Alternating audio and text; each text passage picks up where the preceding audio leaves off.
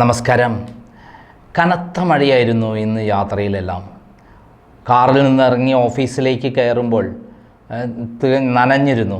കഴിഞ്ഞ കുറച്ച് ദിവസമായി സുഖമില്ലാതിരുന്ന് എനിക്ക് കഴിയാത്ര മഴ കൊള്ളാതിരിക്കാനാണ് ഞാൻ ശ്രമിച്ചിരുന്നെങ്കിലും മഴ നനഞ്ഞുകൊണ്ടാണ് ഓഫീസിൽ കയറിയത്. അങ്ങനെ ഓഫീസിൽ കയറി ഞാൻ പത്രങ്ങളെല്ലാം വായിച്ചുകൊണ്ടിരിക്കുമ്പോഴാണ് വീഡിയോ എഡിറ്ററായ ജിനു ചാക്കോ കയറി വരുന്നത്. ആ കയറിയ പാടെ സാധാരണ സൗമ്യശീലനായ അദ്ദേഹം ഒപ്പിട്ട് നേരെ വർക്കിലേക്ക് പോവുകയാണ് ചെയ്യാറ്. എന്നാൽ ഇന്ന് അദ്ദേഹം പറഞ്ഞു, ഇന്ന് IPL ആണ്, പഞ്ചാബേ വിജയിക്കുള്ളൂ എന്ന്. കഴിഞ്ഞ ദിവസം ഞാൻ അദ്ദേഹവുമായിട്ട് കോഹ്ലിയുടെ പ്രകടനത്തെക്കുറിച്ചും പഞ്ചാബിനെ തോൽപ്പിച്ച കാര്യവും ഞാൻ പറഞ്ഞിരുന്നു. IPL മത്സരത്തെക്കുറിച്ചാണ് പറയുന്നത്. ഇന്ന് IPL ഫൈനലാണ്. ആ ഫൈനലിൽ പ്രതികരണമായി എത്തിയിരിക്കുകയാണ് ജിനു ചാക്കോ. സാധാരണ ഒന്നിനും പ്രതികരിക്കാത്ത ഒരാളാണ്. വർക്കിൽ മാത്രം ശ്രദ്ധ കേന്ദ്രീകരിക്കുന്ന അദ്ദേഹം എത്രമാത്രമാണ് ആ ക്രിക്കറ്റിൽ ശ്രദ്ധിച്ചിരിക്കുന്നത് എന്ന് നമുക്ക് മനസ്സിലായി. കഴിഞ്ഞ ദിവസം എല്ലാവരും ഉള്ളപ്പോൾ ഞാനൊരു കമൻറ്റ് പറഞ്ഞിരുന്നു, അസാധാരണ പ്രകടനമാണ് ബാംഗ്ലൂർ കാഴ്ചവെച്ച് പഞ്ചാബിനെ പൂട്ടിക്കെട്ടിയല്ലോ എന്ന്. അതെ, ആ പൂട്ടിക്കെട്ടിയ പഞ്ചാബാണ് കഴിഞ്ഞ ദിവസം മുംബൈയെ തകർത്ത് കളഞ്ഞത്.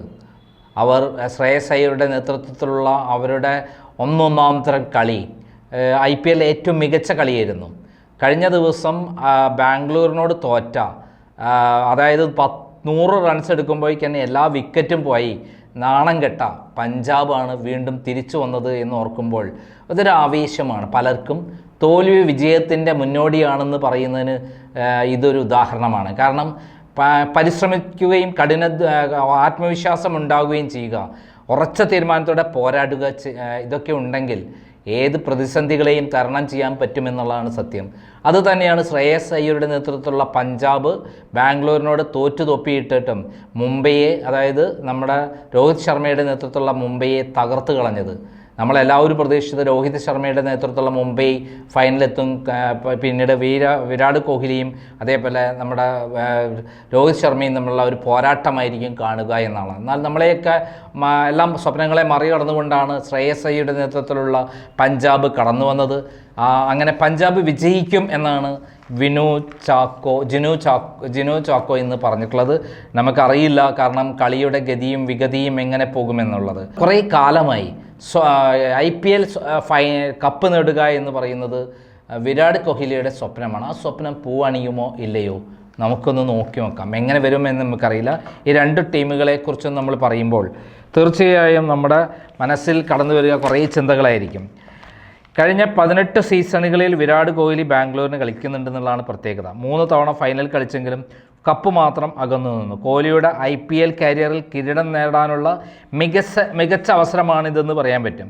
ഇപ്പോൾ വിരാട് കോഹ്ലിയുടെ 614 റൺസാണ് എടുത്തതെങ്കിൽ 603 റൺസാണ് ക്യാപ്റ്റൻ ശ്രേയസ് അയ്യർ പഞ്ചാബിന് വേണ്ടി എടുത്തിട്ടുള്ളതാണ്. രണ്ടുപേരും ഒരേപോലെ ഈക്വലായിട്ടാണ്. ക്യാപ്റ്റൻ രജി പടിത്താർ, ജിതേഷ് ശർമ്മ, ടീം ഡേവിഡ് എന്നിവരാണ് ശരിക്കും ബാറ്റിങ്ങിൽ ബാംഗ്ലൂരിന് പ്രതീക്ഷയുള്ളത്. 21 വിക്കറ്റ് നേടിയ പേസർ ജോഷ് ഹേസൽവുഡാണ് ബൗളിങ്ങിൻ്റെ ഈ ബാംഗ്ലൂരിൻ്റെ കുന്തമന. കൂട്ടന് ഭുവനേഷ് കുമാറുണ്ട്, യാഷ് ദയാലുമുണ്ട്. കൃണാൽ പാണ്ഡെ, സുയാഷ് ശർമ്മ അണിനിരക്കുന്ന സ്പിൻ വിഭാഗവും ശക്തമാണ്. ക്വാളിഫയർ 1 പഞ്ചാബിനെ തോൽപ്പിച്ചാണ് ബാംഗ്ലൂർ കടന്നത് എന്ന് നമുക്ക് ആണ് ഏറ്റവും പ്രധാനം. അതേ ടീമിനോട് തന്നെയാണ് ഇപ്പോൾ വീണ്ടും ഫൈനൽ കളിക്കുന്നത് എന്നുള്ളതാണ് ഏറ്റവും രസകരമായ കാര്യം. ക്വാളിഫയർ 2 മുംബൈക്കെതിരെയാണ് തകർപ്പൻ വിജയം പഞ്ചാബ് കിങ്സ് നേടിയത്. അതുതന്നെയാണ് അവരുടെ ഏറ്റവും വലിയ പ്രതീക്ഷ. ആദ്യം ബാറ്റ് ചെയ്ത മുംബൈ 6 വിക്കറ്റിന് 203 റൺസ് എടുത്തപ്പോൾ ശ്രേയസ് അയ്യരുടെ തകർപ്പൻ ബാറ്റിങ്ങിലാണ് പഞ്ചാബിനെ ജയമൊരുക്കിയത്. അയ്യർ 41 ബോളിലാണ് 87 റൺസ് അടിച്ചത്. ഡബിൾ റൺസാണ് എടുത്തത്. ഒരു ഓവറിൽ ബാക്കി നിൽക്കെ 5 വിക്കറ്റ് നഷ്ടത്തിലാണ് 207 റൺസ് എടുത്ത് പഞ്ചാബ് ജയം നേടിയത് എന്നുള്ളതാണ് ബാംഗ്ലൂരിനെ ഏറ്റവും അലോസരപ്പെടുത്തുന്നത് എന്ന് പറയാൻ പറ്റും. അവസാന 2 ഓവറിൽ പഞ്ചാബിന് ജയിക്കാൻ 23 റൺസാണ് വേണ്ടിയിരുന്നത്. എന്നാൽ അശ്വിനി കുമാറിൻ്റെ 19ാമത്തെ ഓവറിൽ 4 സിക്സറാണ് അയ്യർ അടിച്ച് എടുത്തത്. സീസണിൽ 603 റൺസ് നേടിയ അയ്യരാണ് ശരിക്കും ഈ ടീമിൻ്റെ പ്രതീക്ഷ. അയ്യരേട്ടം വീണ് കഴിഞ്ഞാൽ അതോടെ വീഴും പഞ്ചാബിൻ്റെ പ്രതീക്ഷ. പക്ഷേ ബാംഗ്ലൂരിന് അങ്ങനെയല്ല. കഴിഞ്ഞ തവണ കോഹ്ലി വീണിട്ടും അടിച്ചു കയറുകയായിരുന്നു പഞ്ചാബ്. കൊൽക്കത്ത നൈറ്റ് റൈഡേഴ്സിനെ ചാമ്പ്യന്മാരാക്കിയതിലും അതേപോലെ 2020 ഡൽഹി ക്യാപിറ്റൽസിനെ ഫൈനൽ എത്തിയതൊക്കെ അയ്യരുടെ കഴിവുകൊണ്ട് തന്നെയാണെന്ന് പറയാൻ പറ്റും. ഓപ്പണർമാരായ പൃഥ്വി, സിമ്രാൻ സിംഗും പ്രിയാൻഷ് ആര്യയും ആണ് നല്ല തുടക്കം നന്നായിട്ട് പ്ലേ ചെയ്യാറുള്ളത്. ജോഷ് ഇംഗ്ലിൻസ്, നെഹാർ വധേര തുടങ്ങിയവരൊക്കെ നന്നായി കളിക്കുന്നുണ്ട്. ശരിക്കും പറഞ്ഞാൽ 18 വിക്കറ്റ് നേടിയ അർഷ്ദീപാണ് ബൗളിങ്ങിലെ പ്രധാനി. സീസണിൽ ഹാട്രിക് നേടിയ യുസ്വേന്ദ്ര ചാഹലും നല്ല ഫോമിൽ തന്നെയാണ് പറയാൻ പറ്റും. കഴിഞ്ഞ കളിയിൽ അയ്യർക്കും പാണ്ഡ്യയ്ക്കൊക്കെ ഈ പഞ്ചാബും മുംബൈയിലുള്ള കളിയിൽ പാണ്ഡ്യയ്ക്കും അയ്യർക്കൊക്കെ പിഴ കൊടുത്തിരുന്നു എന്നുള്ളത് വേറെ കാര്യം. IPL റോയൽ ചാലഞ്ചേഴ്സിൻ്റെ കഴിഞ്ഞകാല ചരിത്രം നോക്കുമ്പം നമ്മൾ മനസ്സിലാക്കേണ്ടത് 2009 റണ്ണറപ്പായിരുന്നു, 2010 മൂന്നാം സ്ഥാനമായിരുന്നു, 2011 റണ്ണറപ്പായിരുന്നു, 2012 ലീഗ് ഘട്ടം വരെത്തി, 2013 ലീഗ് ഘട്ടം വരെത്തി, 2014 ലീഗ് ഘട്ടം വരെത്തി, 2015 മൂന്നാം സ്ഥാനത്തെത്തി, 2016 റണ്ണറപ്പായിരുന്നു, 2017 ലീഗ് ഘട്ടം എത്തി, 2018, 19, 20, 21 പ്ലേ ഓഫിൽ ലീഗ് ഘട്ടത്തിലൊക്കെ എത്തിയിട്ടുണ്ടായിരുന്നു. 2022 മൂന്നാം സ്ഥാനത്തെത്തി, 2023 ലീഗ് ഘട്ടം വരെത്തി, 2024 പ്ലേ ഓഫ് വരെത്തിയ ആൾക്കാരാണ്. 271 കളിയാണ് കളിച്ചത്, 132 കളിയിൽ ജയിച്ചിട്ടുണ്ട്, 133 കളിയിൽ തോറ്റിട്ടുണ്ട്. ബലമില്ലാതെ പോയത് 5 കളികളുണ്ട്. പ്ലേ ഓഫ് 6 കളിയിലുണ്ടായിട്ടുണ്ട്, റണ്ണറപ്പ് 3 കളിയിലുണ്ടായിട്ടുണ്ട്. എന്നാൽ പഞ്ചാബിൻ്റെ സ്റ്റേഡിയം അങ്ങനെയല്ല. 2008 സെമി ഫൈനലിൽ എത്തിയിട്ടുണ്ട്. 2009, 10, 11, 12, 13 വരെ ലീഗ് ഘട്ടം വരെ എത്തിയിട്ടുണ്ട്.